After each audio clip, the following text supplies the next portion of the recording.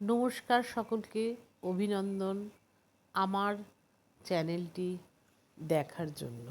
সকলকে প্রথমেই ধন্যবাদ জানাই। আজকে আমরা ঘাড়ের এক্সারসাইজ করব।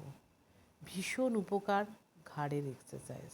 মাথার যন্ত্রণা, কাঁধে ব্যথা, পিঠে ব্যথা, অনেকক্ষণ টেবিলে বসে থাকার পর পিঠ কাঁধ ধরে যাওয়া, সকল ক্ষেত্রেই এই এক্সারসাইজগুলো প্রচণ্ড কাজে লাগে।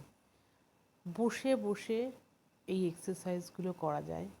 সকলেই এই এক্সারসাইজগুলো সব রকম পরিস্থিতিতে করতে পারবে। ভীষণ পিঠ ধরে গেছে, কাঁধ ধরে গেছে, ভীষণ টায়ার্ড লাগছে, সঙ্গে সঙ্গে আমরা 2 মিনিট 3 মিনিট এই এক্সারসাইজগুলো যদি করে নিই না, সঙ্গে সঙ্গে আমি কিন্তু রিলিফ পাবো।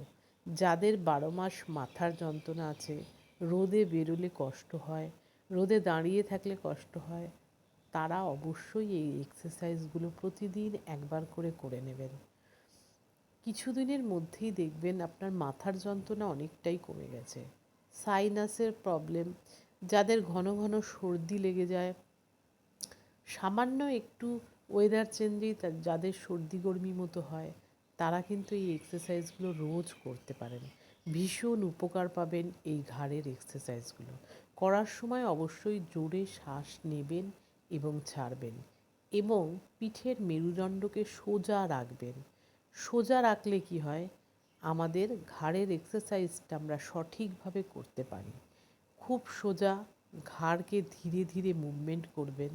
অবশ্যই তাড়াহুড়ো করে করবেন না।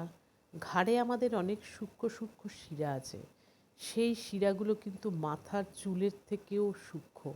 সেই জন্য আমরা যখন ঘাড়ের এক্সারসাইজ করব, আমাদের অবশ্যই লক্ষ্য রাখতে হবে আমাদের নিজের শরীরের ওপর। ধীরে ধীরে এক্সারসাইজগুলো করব, এবং একবার, দুবার, তিনবার, প্রথমে ক্লকওয়াইজ, তারপর আবার অ্যান্টি ক্লকওয়াইজ, ধীরে ধীরে সময় দিয়ে এক্সারসাইজগুলো করব। করতে করতে অনেক ইজি হয়ে যাবে আপনার কাঁধ এবং পিঠের মাসেল, ঘাড়ের মাসেল। আপনি অনেক রিলিফ বোধ করবেন, সেই সঙ্গে ফ্লেক্সিবল হবে আপনার ঘাড়। তাই অনেকটাই নিজেকে কমফোর্টেবল ফিল করবেন।